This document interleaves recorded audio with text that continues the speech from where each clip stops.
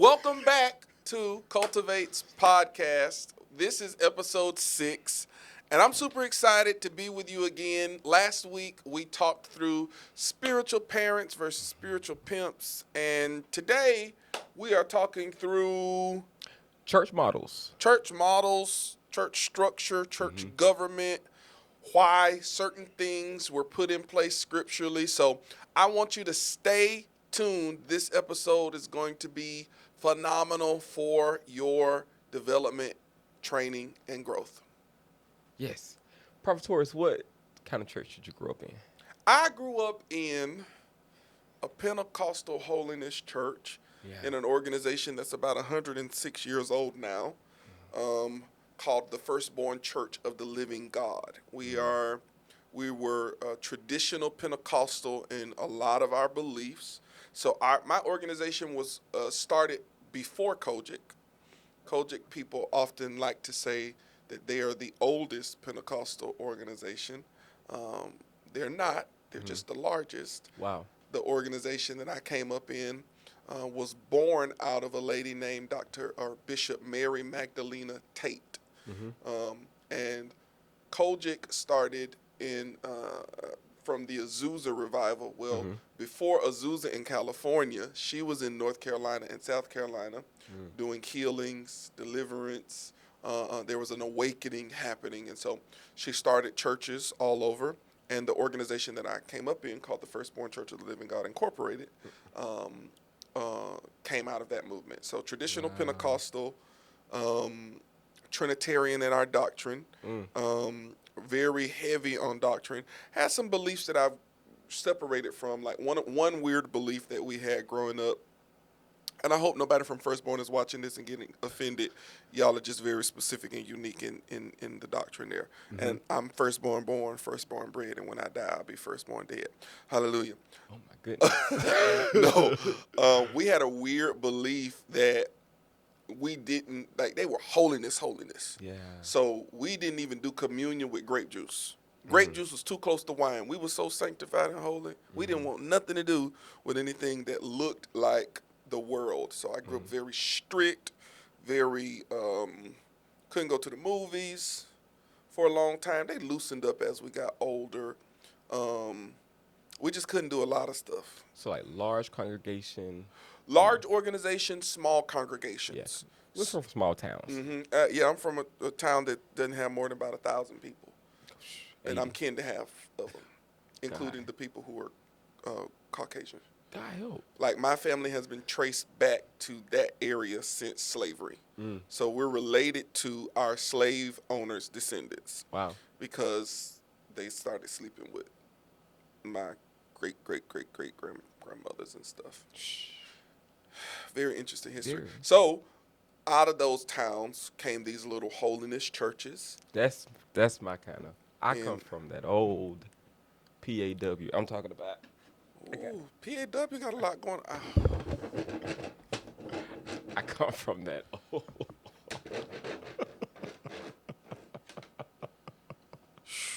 Boy, I tell you. Every time I think you're going to do right. I got a charge online to keep making you make that face. So y'all gotta keep these things of what I should do. Where did this washboard come from? Why do you have a washboard? They live for your reaction. It seemed like everywhere I go, people just out of their mind.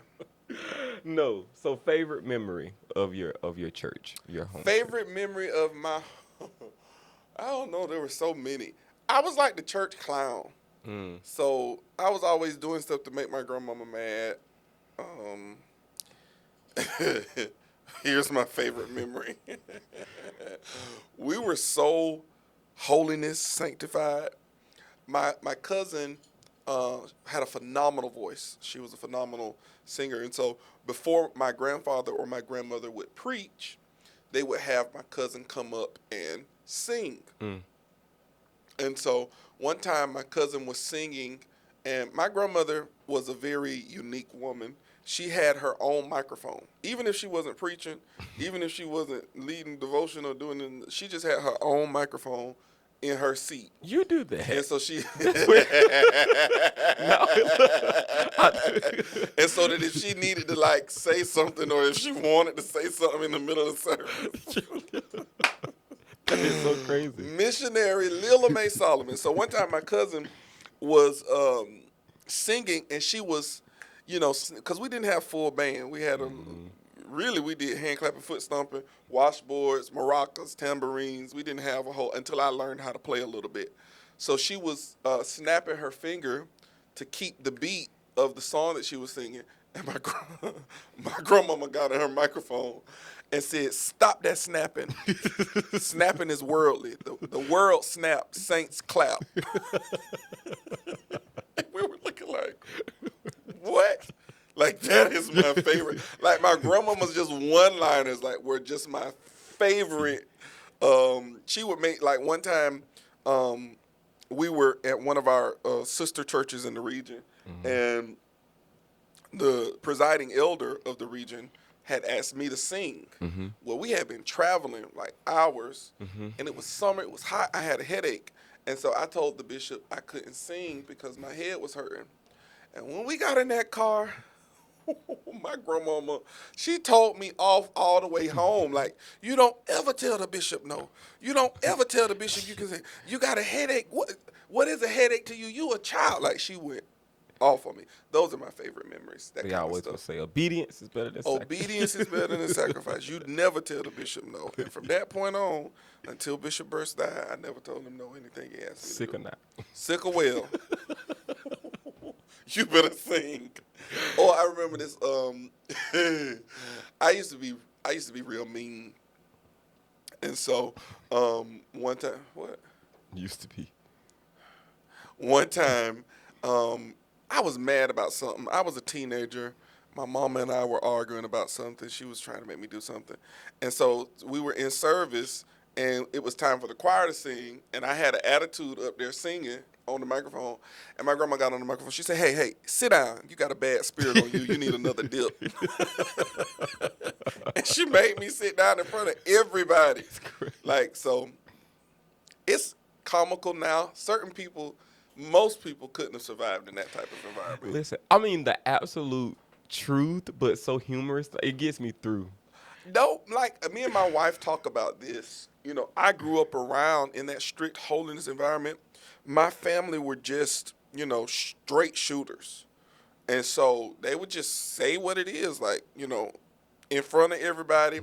And so I kind of had that same type of approach to things. Like, so when I got married and, the honeymoon phase was over, and I would just be saying stuff, and my wife was like, "You're rude." And I'm like, It comes from I'm so sorry. Like, these old people ruined me. Yeah. Marriage made me a better leader because it taught me a deeper level of empathy. Because, I mean, my grandmama and aunts and uncles and granddaddy, girl came in church one time, and she was like, she had on a sleeveless blouse and a short skirt. And so she walked into church. Church hadn't started yet, but she said, "Oh, it's too cold in here." And my granddaddy said, "Well, baby, where the rest of your clothes at?" In front of everybody. They never saw her again.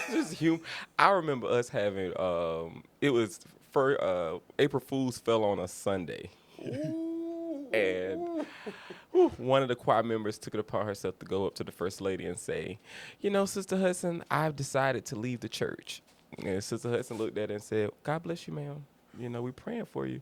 She looked at her. She said, "Well, April Fools. I'm just joking." And Sister Hudson looked at her. Straight calm face. She said, "No, baby, you just lied. you just told a lie in the church."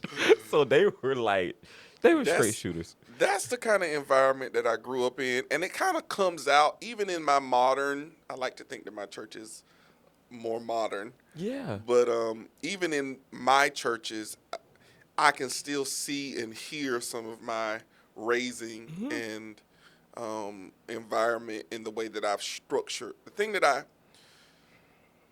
I found out about the prophetic apostolic movement,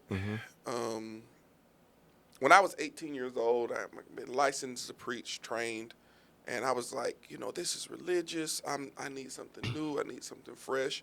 And I was reading books by Apostle John Eckhart, never knowing that one day I would do ministry with him, and he would invite me to his conferences, and I would invite him to my conferences. And reading these books and learning, I began to get a hunger for the spiritual gifts and to grasp an understanding. Now, we weren't a Baptist church. We were, spirit-filled. Not to say that there are no spirit-filled Baptist churches. I don't want to get anybody, upset at me. But I found two different extremes. Okay. I left a religious environment that I deemed as religious at the time, but it was structured. We were discipled. I knew our religious beliefs and the Nicene Creed as an adolescent, 10 years old. I could quote to you, the apostolic doctrine. Right. Because they discipled us. They trained us and raised us up. And then I came over to the prophetic apostolic side, and I found that it lacked the structure and the discipline for true discipleship. But they could prophesy. Yeah. But it lacked the structure, like the way that we were tested and trained. Like I came up when we had trial sermons, where they didn't just give you a minister's license. They needed to see if you could preach. And so you had to stand up and preach before the congregation. And then the Presbyterian board would decide if you were ready or not. So it's much different now, because what I found is that I miss and in some ways are trying to recreate and merge those two types of church models, the prophetic apostolic with the traditional structured, because the prophetic apostolic needs some structure and religious structure needs some glory. So to fast forward, the Lord tells you to birth a hub. Yeah. Hub is a familiar term that we see a lot of. Could you define that model? Yeah. So I call my churches hubs. The first time I've heard the term coined, it was coined from a man by the name of Ryan Lestrange, Apostle Ryan Lestrange. And I began to do research. I started calling it a hub because I didn't want it to be, I wanted it to be distinct from a traditional church. Right. And this is my philosophy. Every hub will not be a church, but every church should be a hub. I call it a hub because it's a place where people can be resourced. It's a headquarters that people will be sent out from.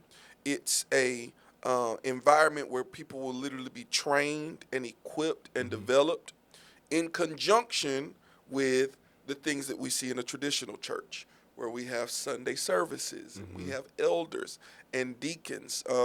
Hub is not a biblical term. I'm not trying to make it a biblical term, but it is something that I believe is necessary to combat the stagnation that we're seeing in a lot of church environments now, where studies show only 10% of churches actually have a legitimate leadership or an equipping component to it. So I wanted to lean in to the opposite of what we saw a lot of churches doing. We don't just have church. We resource the community. This is why I do Tuesday night classes and Wednesday morning Bible studies.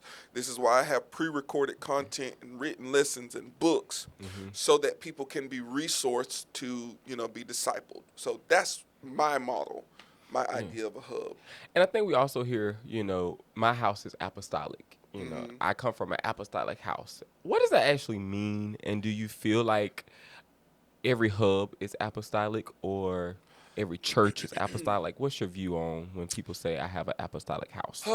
Well, I think we need to define, first we need to acknowledge that there are a lot of words that we use, churchyisms that we use, that we just don't really know what they mean. Like a lot of times when people say I'm a part of an apostolic house, they're speaking to demonstration. Yeah. Where we prophesy, we flow in the Spirit, we lay hands on the altar, we speak in tongues. And there are a few different, though, we have to be careful, because there are a few different definitions of an apostolic church. Mm-hmm. So there is apostolic doctrine, Mm-hmm. where these are people who are oneness Pentecostals, Mm-hmm. where they believe in the lordship of Jesus Christ, the deity of Jesus Christ, and they teach against and don't believe in the Trinity. Mm-hmm. You have that type of apostolic, and then you have apostolic like we are, where we believe in the full manifestation of the fivefold gifts. So we're apostolic. We believe in the continuation of the apostles' doctrine that we see from Jesus' disciples who became apostles to the apostolic fathers who came out of those 12 apostles. Some theologians call them the apostles of the Lamb. Then we have the apostolic fathers who start helping the early church move through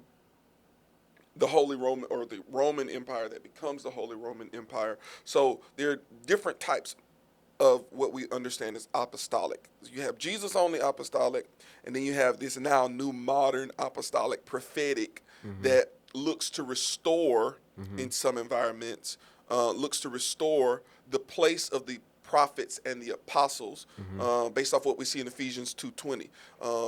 Foundations of the church was laid upon by the apostles and the prophets, with Christ as the chief cornerstone. There is a whole movement that started in some schools of thought. They call it the New Apostolic Reformation, but it's a drive to restore the necessity and the place of apostles and prophets. Yes, sir. Because the traditional model that we see in American churches now, that has been dominant, is you see the pastor, teacher, and the evangelist. And there's a little bit of confusion, especially when it comes to church governance, about the place of the apostles and the prophets, and even how to merge that fivefold gifting, the apostles, prophets, pastor, evangelist, teacher, with the offices of the church, like the deacon and the elder, the bishop, the overseer. So it's most church models that you see now are either apostolic with oneness Pentecostalism, and they'll call their leader, their senior leader, an apostle. You have to be an apostle. Or you have church environments that are apostolic because they believe in the full breadth of the fivefold, full expression of the Spirit. I think we also have to make a distinction between the modern apostolic prophetic versus Pentecostalism. Because traditional Pentecostalism, we believed in the movement of the Spirit, but we weren't around here calling everybody prophet. And you could prophesy, but you need to make sure you had a sure enough word from the Lord. I remember when I was growing in my developing in my prophetic gift, my grandmother, I would stand up and prophesy, and my grandma would get in her personal microphone and say, "That was not God. You need to go back and pray again," in front of everybody. We can't do training like that now because we'll be viral. But those are the types of things. So we believed in the moving of the Spirit, but we didn't believe or didn't have the titles that everybody's an apostle, everybody's a prophet. We had bishops, elders, deacons, missionaries, brothers, sisters, evangelists. We had evangelists. We didn't have teachers. We didn't label people as prophets. But so that's a few different ways to understand apostolic. And honestly, in my mind, like growing up, prophets were scarce to me.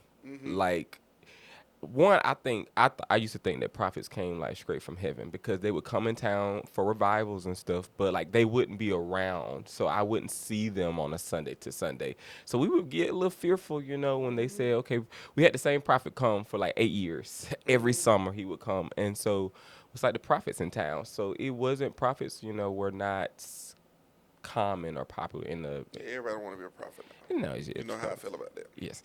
Moving on. And a lot of these people right here calling themselves prophets are really evangelists. They think because they prophesy well that gives them prophetic authority. But the gift of prophecy is not the same as the office or gift of prophet. They're different. Prophesying doesn't make you a prophet. It just makes you a son or daughter. In the last days, I pour out my Spirit on all flesh. Sons and daughters will prophesy. You just did a whole teaching about you may not be a prophet. Yeah.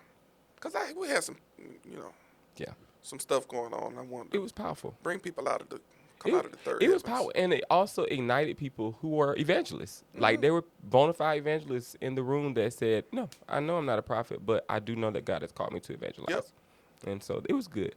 But what do you think about different scenarios? Because I know that there are some people who they don't use the term hub and they don't use the term apostolic. And because those are the common terms now, they feel that their ministry is behind. Yeah, you know, if you're, my admonishment to you would to be build a church based on biblical models. Wow. Whether you call it a hub or Mm-hmm. whether you call it a church now, you need to see your model, the vision that you have, should be patterned in Scripture. Because there's a lot of stuff that people are doing, you know, we just don't see in Scripture. Yeah. We don't see Mm-hmm. a lot of titles they create and that we don't see. They want to get rid of deacons and elders, Mm-hmm. and you know that's real church governance. Mm-hmm. You know, this is who the apostles put in place, were bishops, elders, and deacons, so that they could continue to apostolize, and the church would have oversight and leadership and government. As long as you have a biblical model, you know, you can call it a hub. You can, I mean, we're Cultivate DFW right now, Cultivate Hub DFW right now. We might not be called a hub in the next couple of years. We don't. I don't know.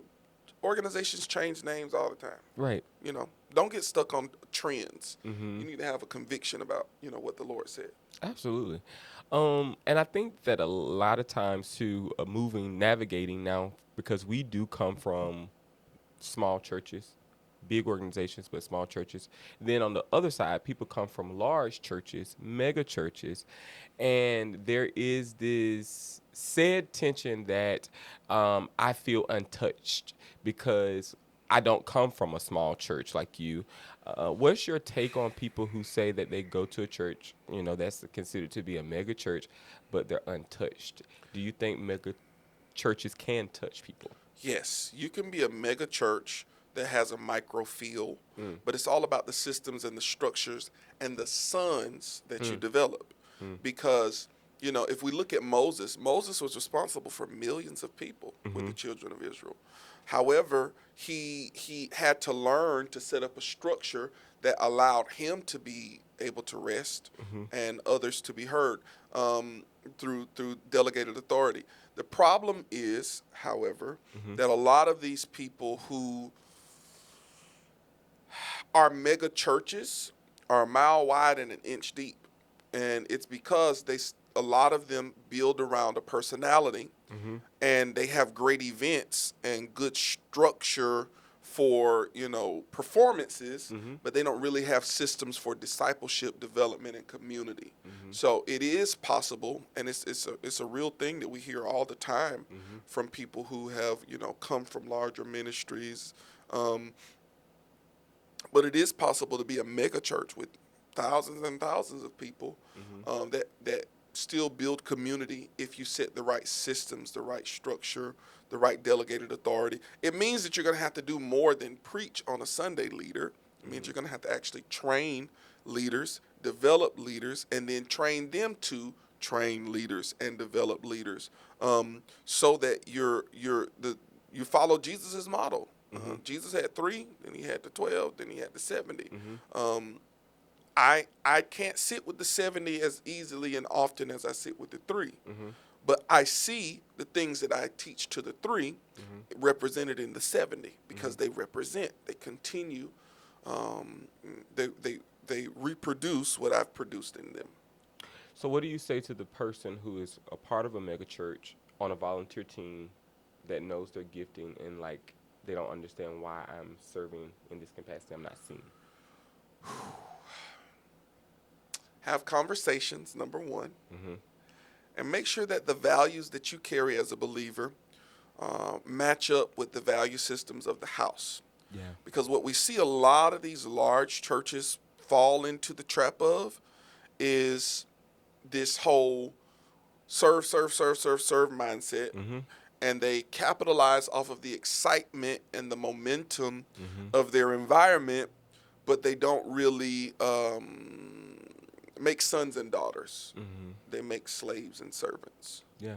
Now, every Christian is to serve, but they're also in a community should be served. Mm-hmm. And so a lot of times, I consult for churches. I help mega churches develop structure. I help small churches grow, and I have fruit. Mm-hmm. I don't always publicize who I work with, but I have fruit in my own church. Mm-hmm. I mean, we're in DFW alone, we are a 16-month-old church, Mm-hmm. and we already have close to 300 members Mm-hmm. in a short amount of time. Mm-hmm. It's not to brag. It's just to show you that when you build things with intentionality, with people in mind, people will stay. People will connect. They'll if you equip people, disciple people, connect people with other people, you can develop a community. So, but a lot of times these mega churches get stuck on what happens on Sunday, Mm-hmm. and that's it. No discipleship. No discipleship, no community, no development, no connection outside of come hear me perform my sermon on Sundays. No, that's good. I think too, like, we get a lot of people who are from these large churches, been a part of organizations. You've been a part of a larger organization. What would you say are the pros, things that you can gain while you were there? If it's a healthy ministry, healthy church, or you've been a part of, what were some of the pros? The pros in a larger church's pros are the impact that they can really have on a community. Yeah. Like a larger church's income from the generosity of the people who are bought into the vision, Mm-hmm. if they have a leader with the right heart, could really change the face of a community. Mm-hmm. That's really the biggest impact. They can have the big impact on the community. They have a larger impact on families if things are done right. If they're more than a Sunday event center. Mm-hmm. If they're only a Sunday event center, all you're going to have is excited tithe-paying pew warmers. Mm-hmm. And the pastor's going to get the nicest car Mm-hmm. possible, Mm-hmm. and has the biggest salary possible. No downplaying to people who are on salary from their churches. Mm-hmm. But oftentimes you'll see that the money from those organizations flows to making them bigger Mm-hmm. and not making a real impact. Mm-hmm.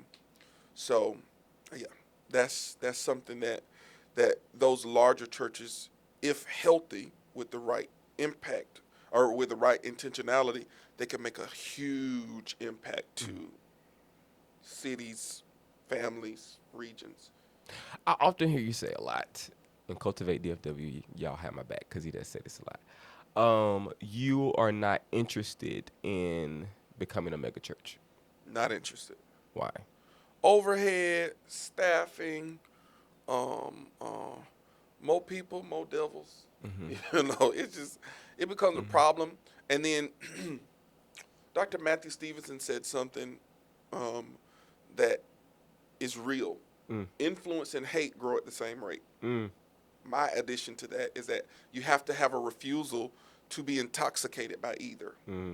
Because the larger the church gets, oftentimes it comes that performance pressure, like, oh, y'all, this, why don't y'all have the LED wall? And you got to have the worship leader that's an artist. And you got to have the smoke screens and the lights. And I'm not interested in becoming what we've made churches out to be, a large version of what the modern church has become. It's weird, and I've been a part of them. I consult them, and a lot of them fall into the same trap. It becomes less about the bigger they get, it becomes less about the people and more about the money, and more about and then when money comes in, they don't do the right thing with it. It becomes about who can have, what pastor can have the biggest salary, what can we do for the pastor, and it becomes less about the people. So, no, I am not interested in having a mega church. I want a healthy church. Yeah. And I think right now, for where we are, and y'all correct me in the comment section if I'm wrong. But I think for where we are right now, I'm proud of the health of our church.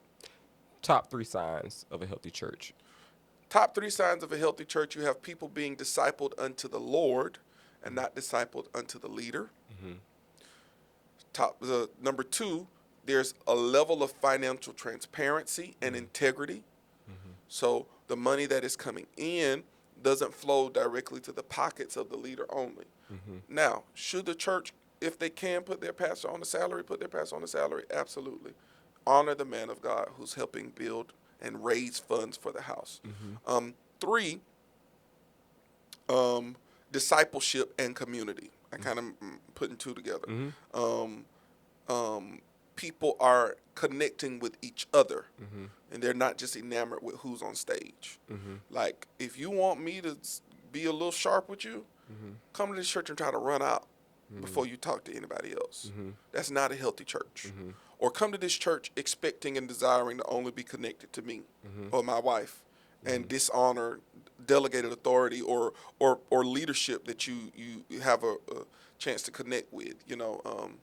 Healthy churches are churches that are making disciples of the Lord, that are financially integral, and that have real community. If you have those things internally, then the external signs of that are community impact, family restoration, social responsibility. I want to invite you to become a part of my school of ministry. If you feel called to preach, you feel called to the prophetic, you feel called to deliverance, evangelism, if you feel called to do something on behalf of God, you need development. You need to take what God invested in you seriously by joining Cultivate School of Ministry. It's a 2-year program where I train you in the foundational doctrines of Christianity, and I help you learn how to flow in supernatural demonstration. If you want to learn more, click the link below so that you can check out Cultivate School of Ministry. What do you feel like the biggest attack is right now against healthy churches? Narcissistic leaders. Wow. There is a awakening and a call to expose unsafe leaders. It's a move of God. It's not, it's uncomfortable, but God is shifting and sifting his church. And so because that has been one of the number one things that makes the church feel unsafe for many people, it's now the thing that the Lord is uprooting and reestablishing healthy cultures. Absolutely. And I think coming into church, how do you deal with the person? Let's say they came from 10,000 member church, and they come to a hub. They come to a space that has our size, 300 and 400 people, and they automatically assume, when I was at this 20,000 partner church, I could not touch my leader. Now that it's a little bit smaller, I feel like I have to touch my leader, and I feel away if I cannot get to my leader. How do you balance that boundary between, because you're a very approachable person. However, we do realize that after casting out devils, prophesying, laying hands, preaching, you're physically exhausted. And so you do try to engage, but you can't be at the altar until midnight. Yeah, no, I got a daughter and a wife. Right. So there's a balance, know. And my wife is the pastor of this church. She stands and talks and hugs and loves on people. I love that about her. And I, even after preaching, I will stand down, and if I'm not careful, if a leader or a son, daughter, or one of the leaders of the church don't grab me, I'll find out that I've been down there 45 minutes talking to people, exhausted, wet, with sweat sometimes. There has to be a balance. I think you model, you don't reproduce what you know, you reproduce who you are. And if I model to my parishioners that I am a touchable leader, I will produce, some of those parishioners will become touchable leaders that will touch new parishioners and they will become touchable leaders. That it's a cycle, and so it's a balance. Like sometimes, y'all know, there's sometimes I'm gonna say clear the path. I want to go straight to my office, and it's not because I don't love people. But I'm physically drained and I'm tired, and that's normally only if we've had just a heavy service like that. And then there are times that people walk up to me at the altar and I stand and talk to them, and don't have a problem with it. Absolutely. Does a small church mean a stagnant church? No, but churches should grow. Okay. One sign of health is growth. And we got to be careful not to make excuses for a lack of growth. Stagnation is sometimes a sign that there's some system jams, like there's not clear processes and procedures. There's a subculture that the leader may not be aware of that's running people off. You in the vein because we're going there next. Oh, me a console. Adios, Thunderbolt. So now that you should not get caught up in comparison, trying to build your church like somebody else's church is built, or grow your church as fast as someone else's church is growing. But your church should be growing, even if it's slow. Slow growth is the best growth, in my opinion. I wish God would give us slow growth. We already have a second location in Atlanta that's already, we hadn't even started having service yet. We have 50 committed partners. We just had, this past week, we had some people join. And Sunday, August 3rd, we're having another launch party in Atlanta, Georgia at 11 a.m. at the school. It's called Moving in the Spirit. It's a school called Moving in the Spirit. We're having a launch party. It's going to be food, fun, fellowship. You need to come and meet us if you're watching this. If you are in Atlanta, DFW, we will see you Sunday at y'all church. Come. That's the weekend of Gabor. That Sunday, we want y'all to be you leaders and partners. We need y'all to be back to serve the people of the DFW. We one church with 2 locations, and both of them got to be served. Hallelujah. Subculture in churches. You've helped. You've been there. We've experienced that. Talk a little bit about that. How does it form? Subcultures are often formed from a leader's ignorance, like they're not aware that someone in their organization with influence is creating a culture that's opposite of the culture that they articulated. That's one type of way subcultures are developed. Or a second way a subculture is developed is a leader is literally preaching and casting one vision, but their life is producing a subculture in the church. So through conversations and the type of people that they attract and draw in and elevate, we often see that leaders develop cultures, subcultures opposite of what they teach and preach by who they hire, who they elevate, who they give influence to. You talked about the dangers of orphans with influence. What does that mean? Orphan-hearted people are people who've experienced abandonment, neglect, rejection from mothers and fathers. A lot of time it starts naturally. And so when people have this orphan heart, it's a condition, it's a spirit that causes people to feel like they don't have a place. It drives people to start performing for their place. It makes them feel like that there's not enough room for everybody in this place. So I have to fight for this love. I have to be perfect to get this love.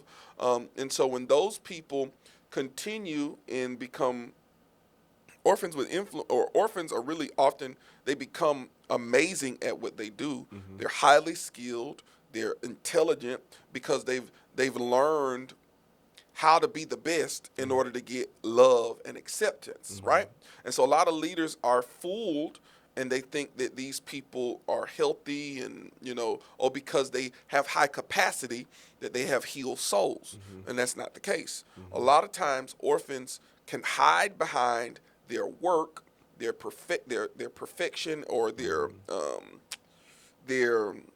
efficiency in areas, and then they are elevated into positions, and if gone unchecked, they keep amassing influence until they go off and build their own thing or start their own church or their own business, and then they recreate the cycle. Orphans develop orphanages.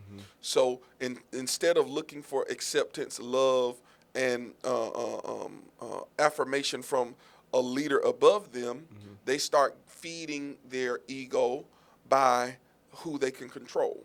Yeah. The people who are enamored with them, the people who follow them, the people who become sons and daughters, and the cycle continues. Orphans draw orphans. You draw who you are and what you are, and so that's the danger of it, because the only way for orphan-hearted person to experience healing is to accept Jesus' promise. He said, I will not leave you orphaned. The Holy Spirit, the representation of the Father on the earth, is the only person that can fill the gap in your heart. Yeah. And if you try to make anybody else responsible for filling that gap, you slip into performance and perfectionism. You exhaust yourself. You ruin relationships. You become easily offended because you put people on pedestals, and if they don't fill that void, then they become your enemy. It's a toxic cycle.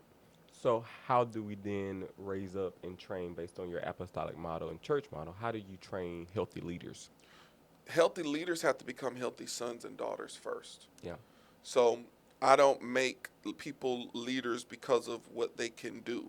I've had a lot of gifted people who come to this church, and my goal before I elevate them, or even sometimes while I'm elevating and using them, is that I'm sure that I make them into sons and daughters by teaching them basic Christian doctrine about how God views them. That's where a lot of people mess up, because they feel like, especially that religious environments creates orphans. And so orphan-hearted people, I want to be careful not to call people orphans. Religious environments create orphan-hearted people who feel like they have to work for love, right? So my model is to create spirit-filled communities that teach people that you are loved even if you're not doing a thing. I don't care how well you can prophesy or sing. You are loved. And we want you to live like you know you're loved before we elevate you into leadership. Yeah. Living like you know you're loved means that you have a value system for yourself. You set boundaries. You don't get into everybody's bed. You don't get attached to every type of substance. You live like you're loved.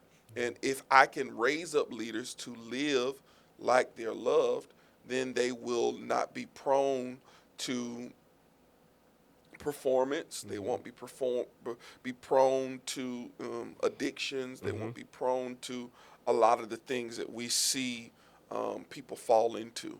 So my goal is to convince people that God loves them. Yeah. And make that conviction so strong that they love themselves. Yeah. If you can teach people to love God and love themselves, they can be healthy enough to minister to other people. Jesus said it. The Pharisees were trying to trap him up. What's the greatest commandment? He said, love the Lord God with all your heart and love your neighbor as you love yourself. The core of ministry leadership is understanding God's love for you, you having love for him, and then that love translating into self-love. We have a lot of leaders who love the stage but don't love themselves. They love their gifts, but they don't love themselves. They love applause because they don't love themselves. Or love of the people. Or love other people, yeah. What do you feel like happens, or how do you deal with a leader that may come and they are not necessarily ready for leadership, and you've identified their area that needs to be worked on? What is, because we talked about systems, and going back to that, 'cause that's a word that you use a lot because of the execution well that we do with systems. I mean, it's just a good oiled machine. One two-part question: do you feel that systems can be outdated in a 2025 church? Yes. Wow. Systems always have to be updated. Wow. These systems at my church change every 6 months. Wow. The church grows, leadership shifts, things change, vision grows, vision change. Systems are not meant to be stone. Mm. Systems are like gears. Mm. Sometimes you have to add a bigger gear Mm-hmm. because the system is expanding. Mm-hmm. Sometimes you have to make a smaller gear Mm-hmm. because the flow is too wide. So systems are living. Yeah. They're not brick. They're in place, but they should be flexible. They should grow. They should sometimes shrink to match the needs of the organization. Like right now, we're growing our connection systems because we have more people coming to this church than ever before, and so we have to grow connections. We have to grow hospitality because we got 100 people showing up on a Sunday, and that's crazy. Yeah. We gotta rethink, the system of the way we do service. Like, man, it's getting full in here. It's the summer. The summer's supposed to go down. Maybe we need to start thinking ahead. Here's the thing about systems that you don't wait to. You don't wait till a system crashes before you change it. Yeah. Y'all will always see, I'm noticing, I'm saying, hey, we need to move this, we need to do that. Hey, I'm looking ahead. A good leader, a prophetic leader, has the ability to see what's happening currently and anticipate what needs to happen next, even before anybody else can see it. So, yes, systems can be outdated, and they often need to be revamped. Amen. Putting leaders in those systems to run them when ready. How do you gauge that? I watch how they respond to other people. I watch how they follow instructions. I don't care how big your gift is. If you can't follow instructions, you're not ready to hold up certain levels of weight. Yeah. I watch how they respond to being told no. Wow. I watch how they respond to other people being told yes. I watch how they talk to people when they feel like they have authority. I watch how they respond to people who have been given delegated authority. You can tell the soul of a person by the way they communicate. So I listen to people. Even when people don't think I'm listening to them, I'm listening to people. I'm not just listening to them verbally. I'm watching their body language. I'm hearing what their soul is saying by the facial expressions that they make in the body language. And it's not to judge them. Right. It's to see how to lead them. Yeah. There's some people that I watch, I'm like, your gift is crazy, amazing. But that soul, you're going to need to sit here for a while with me. Right. Let's have a conversation. I need you in therapy. I need you reading books. I need read this book and write me a report. I need you to get some accountability around you. I had a dream. Those are the kind of ways that I, handle those people, because it's dangerous to rush people into positions of authority based off of their gift. Here's what I've learned. The activity of a person's gift is not a reflection of the reality of their soul. Gifts and callings come without repentance. I know some of the most gifted people in America who are addicts behind closed doors. You wouldn't know it until you got close up on them. Who are habitual cheaters. They don't have the integrity or discipline to stay connected to their wife or to their husband. So their gift becomes their guide. And whatever doors their gift opens, they go into, but they don't have the character to stay there. So I'm very sensitive to that, having been a leader of gifted people for many years. If you feel called to kingdom entrepreneurship and you don't know where to get started, or you don't know where to begin, you don't know how to move your ideas to income, I want to tell you about my coaching program. I train entrepreneurs to move into revenue generating systems and funnels for their lives. I am a full-time entrepreneur, and I'm able to do that because of the things that I've learned in the digital space. I want to teach you. Even if you don't know anything, we have an inner circle coaching program for you. And if you are already moving in digital ministry and you want to go to the next level, I have some one-on-one opportunities. Right now, I have 3 one-on-one inner circle business coaching opportunities with me. All you need to do is click the link below to learn more. Going into something that's also popular right now, talking about another church model. Oh, God. I know this is a good one because I do have questions around this as well. So this is going to be informative for me myself as well. Online churches. Online churches. Digital discipleship. Digital discipleship is necessary. Why? Digital discipleship is necessary because it's not a supplement.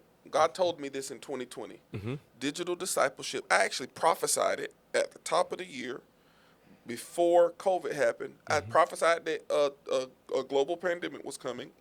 And then I also prophesied that we were getting ready to see a surge of digital evangelism. Now, in my finite mind, I didn't connect the two, that the world was going to shut down and digital evangelism was going to, surge and be the only way that a lot of churches stayed alive.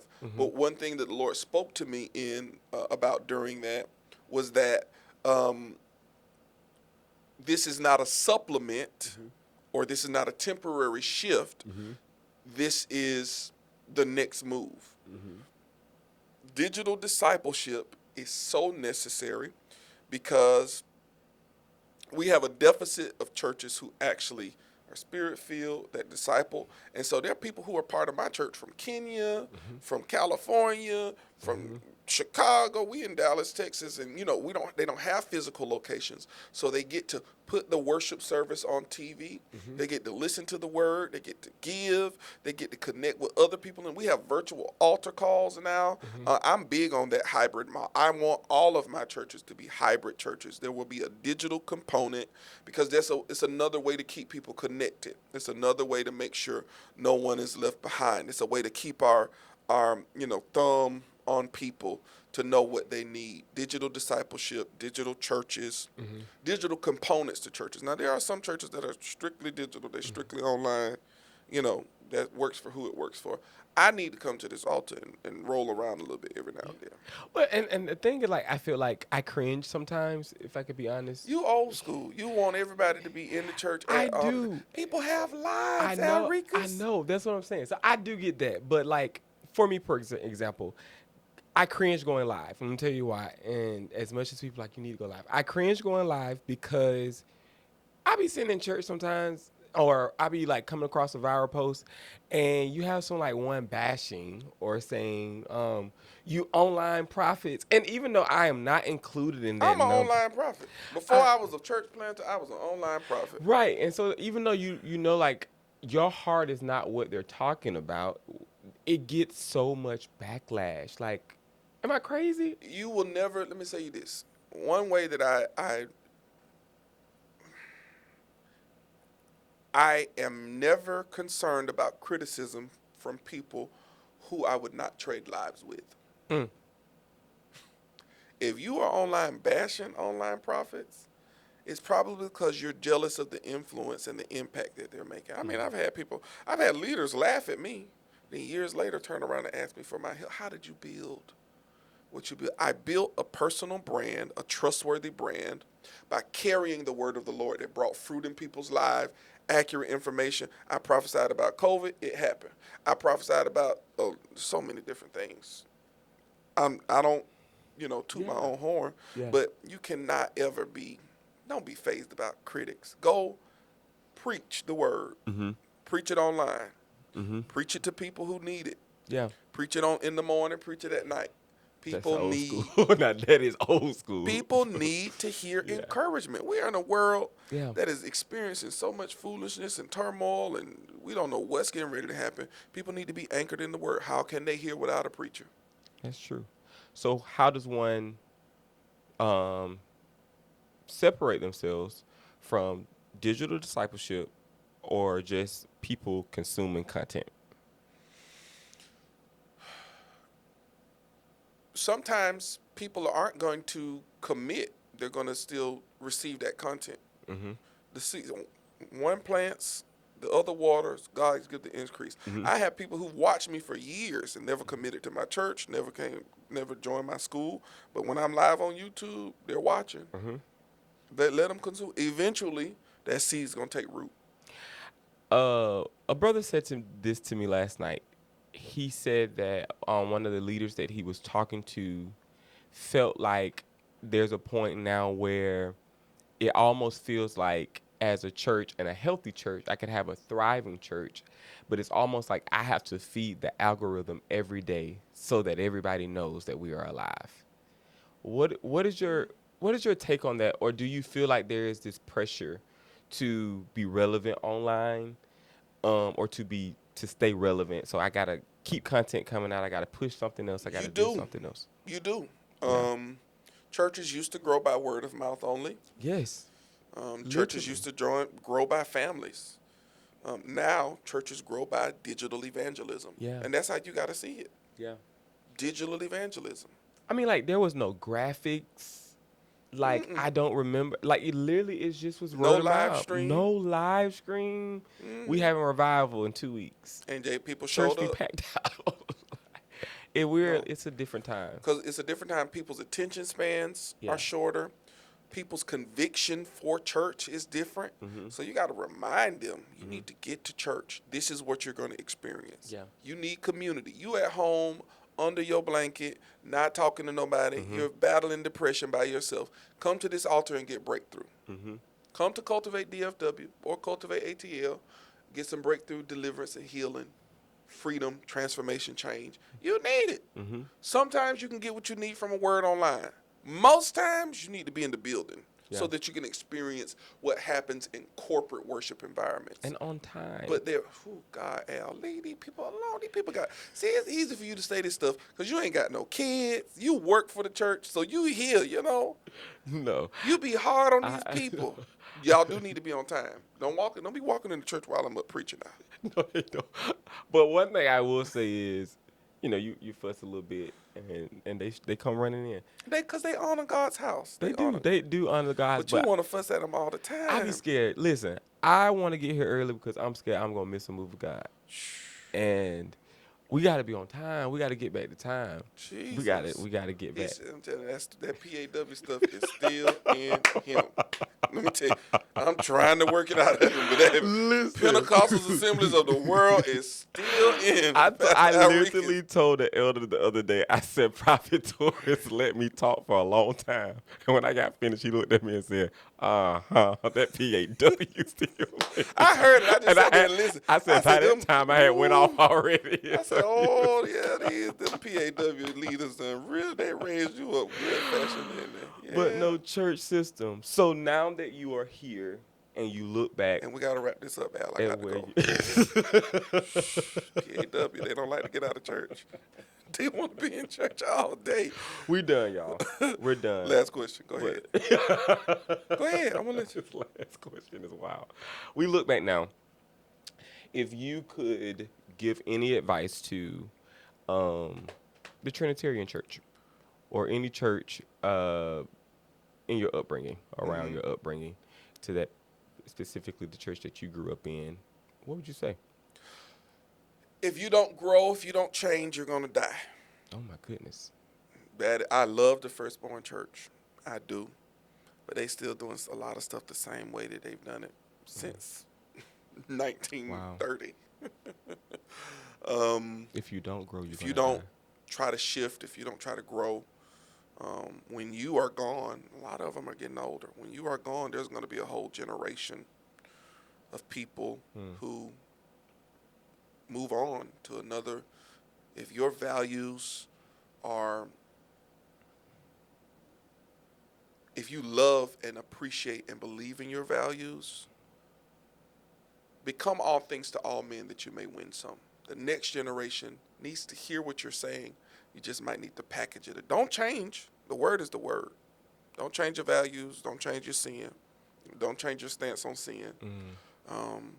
but there needs to be some intentional development in the way we package and present it so that the next generation can be won. Mic drop. Change it. Wow. That's all I got. I think that was kind of convicting. Mm-hmm. Well, this has been episode 6 of the Cultivate Podcast. Yo, this is my favorite episode. We went back old school. We need to have an old school Sunday. Washboards, tambourines, shoeboxes. Shoeboxes? Go get your What stuff. kind of church you come up in? You watch the mother on Facebook. Go get your stuff. Go get your wash pan. Look here. Don't come to my church with no washboards and stuff like that. I come from the old school church. I'm not interested in all of that now. Because y'all don't even clap on beat. Y'all come in here with all these extra instruments and on the 1 and the 3. No, please, make my hair hurt. You told us one Sunday we ain't had no rhythm. No, y'all don't. I was like, I don't know how I have developed a quarter Pentecostal church. Y'all only clap on the 1 and the 3. I don't get it. But I mean, here God move, power God move. Well, we'll see y'all this Friday. Just got to get y'all some rhythm. What's happening this Friday? We'll be at Gibor. Oh, yes. Friday and Saturday, August 1st and 2nd, we will be at Gabor.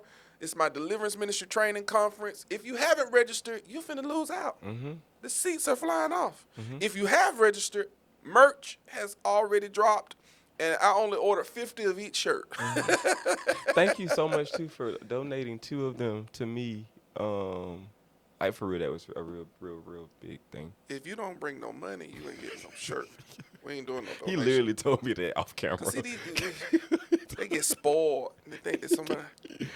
No, the Gibor shirts are, like, dope. Like, I'm going to wear mine after the service is over. They're exclusive. They're never going on my... Well... No, you got to put them on. They're not going on my website. They're exclusive to the Gabor conference. If you don't pick them up at Gabor, you don't get them. What would you say to the people? We're going off, but what would you say to the people that are coming Friday or this weekend? Come ready. Yeah. There's a move of God getting ready to happen. Deliverance getting ready to break out. Answers, clarity is going to be... I'm excited about the worship. There's worship in my conferences. Mm-hmm. Always really, really shakes the room. I'm telling you, the power of God really, really moves. I got to keep tissue in my backpack. Oh, I'm telling you, the power of God. I'm excited about Gabor. It's getting ready to be crazy. August 1st and 2nd, Gabor Conference. It's going to be amazing. August 3rd, if you live in Atlanta and you are interested in learning more about my Atlanta church, you need to come to Moving in the Spirit, August 3rd at 11 a.m. It's a school where we're going to have food, fun, fellowship, dance. Well, we're not going to dance, but it's a dance school. I ain't no telling. We might do a line dance or something. A line dance? PAW. So please come hang out with us. It's going to be fun. My wife's going to be there. My daughter's going to be terrorizing things. Oh, we'll have childcare as well. Bring your babies. I really got childcare for my daughter. Also, join my School of Ministry. Cultivate School of Ministry is open for enrollment. You can join and learn if you feel called to the prophetic, you feel called to deliverance, prayer, evangelism. You want to learn about the Bible. You want to learn about doctrine. You want to learn some systematic theology. You want to learn how to preach, pray, prophesy.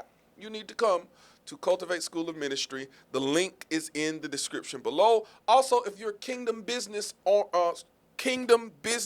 owner or an entrepreneur and you want to grow your business and you want to develop some streams, you want to go from idea to income, I want to invite you to join my Inner Circle coaching group. I offer weekly coaching and one-on-one coaching. All you need to do, click the link in the description below called Streams. Go get some merch. Go buy my books. Download my app. All of the stuff I tell y'all to do. I love y'all. See y'all next time.